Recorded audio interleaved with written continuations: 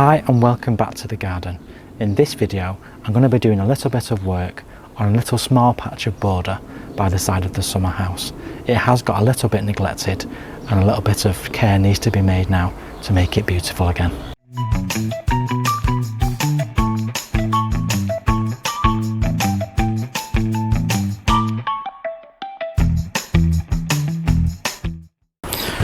So I've had to make myself a little bit of space to manage to get into this bit of area of garden, and predominantly it is the pink geranium that goes along the whole of this bed.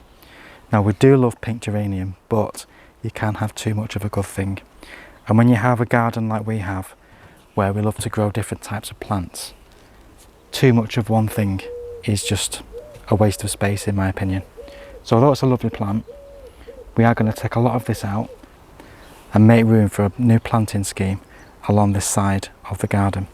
I'm sure many of you have got spaces like this where you just kind of let grow wild and, you know, tucked away behind a shed or at the side of the shed or summer house in our case. But this is a very valuable place because it does get a lot of sun. I mean, as you can see, I'm in the sun now.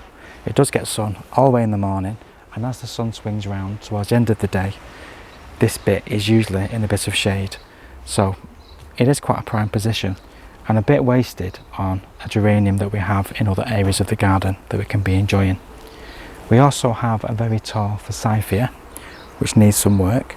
We do like the height because it does give us some protection from the houses opposite and some privacy, but it is growing too wide and into neighbouring gardens, so we need to just get some of that off, clear that out, give it a bit of regeneration. And now it's finished flowering, it's an ideal time to do it. So I've got my gloves on, I've got my spade, I've got my bucket. Let's get cracking.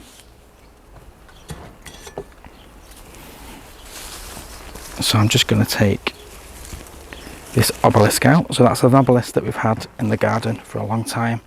We've grown sweet peas up it before now. It's wasted just being placed there because nothing's growing up it.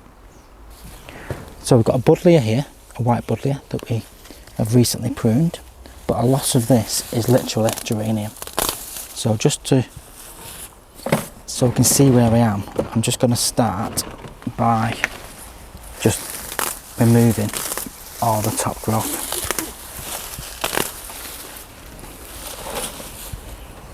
Just so I can see the soil and see exactly what is growing inside here.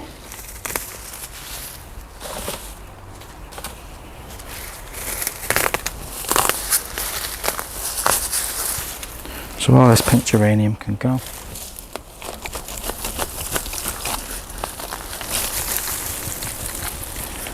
Now the thing about this pink geranium is if you leave a bit of rooting, it will come back. So we've got to be quite careful what we're doing in terms of clearing it properly. So I'll just show you so far what I've managed to do. And as you can see, it does go on all the way down there. But now clearing the ground, it means I can get to the Forsythia and get it pruned a little bit.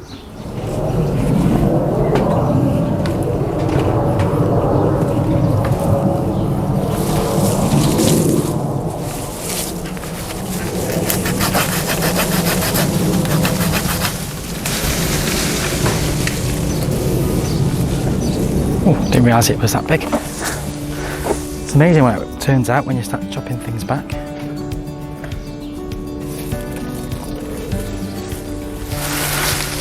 The great thing about Forsythia is it's quite soft wood.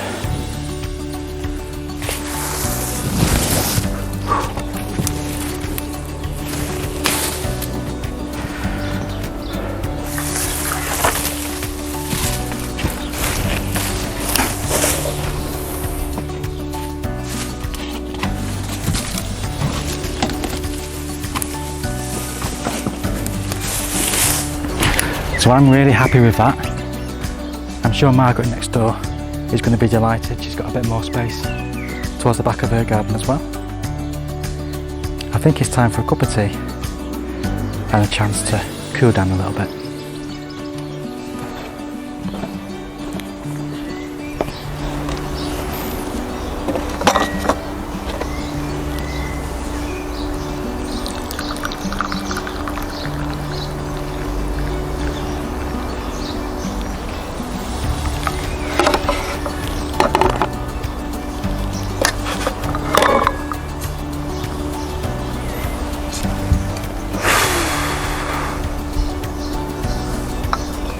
lovely cup of Pelargonian leaf tea.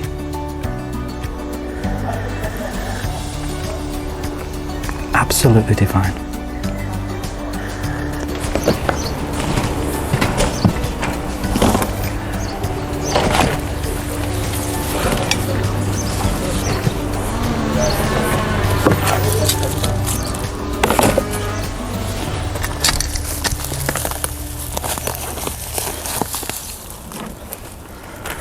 So after a nice cup of tea, bit of a break, I've just gone back at it and managed to clear the rest of the area.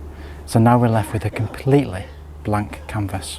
The only thing in this border is the peony, the buddleia, and I've also moved the viburnum just to further down there so we can get a lot of lovely perennials in this space behind me. Now I am hoping to get a lot of digitalis in here, so foxgloves, because I think the environment will just suit them perfectly. Like I say, it's got a bit of sunshine, but it does get quite shady as well, so foxgloves will be perfect. So I'm looking for some plants that will fit for semi-shade basically. So I think that's going to mean another trip to the garden centre or plant nurseries. So let's see what we find there and see what we end up bringing back.